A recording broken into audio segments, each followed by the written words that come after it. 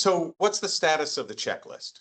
Right, that was always the heart of audit prep and to some degree the quality system. Has the inspection model shifted from that approach to something more systems oriented or narrative? I was just pulling up the inspector's program manual, but I figure we were the doing that. checklist approach is dead at this point because the original 820 was written against the pre-2000 versions of the ISO 9000 standards when it was all functionally oriented. And so it looked like a checklist.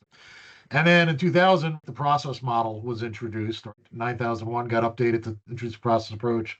What was it, 3-4 years later? 1345 gets updated as well to follow the process approach. Everybody's doing the process approach except FDA, which is, I think, why they call them inspections rather than audits, right? Because inspection just means I'm going to look at a bunch of stuff and check them off the list.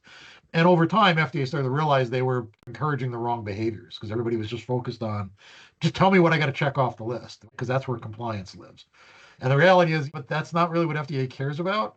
That sounds weird. They actually want you to have an effective quality system, right? And that is things like, is it a system? Is it interconnected, right? Process thinking, risk-based thinking.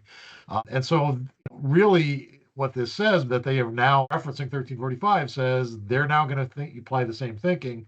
When you look at the inspection program manuals, they've made that very clear that they have retrained, and we're hearing this from our clients who are already going through FDA inspections, that yes, it is a different experience than it used to be.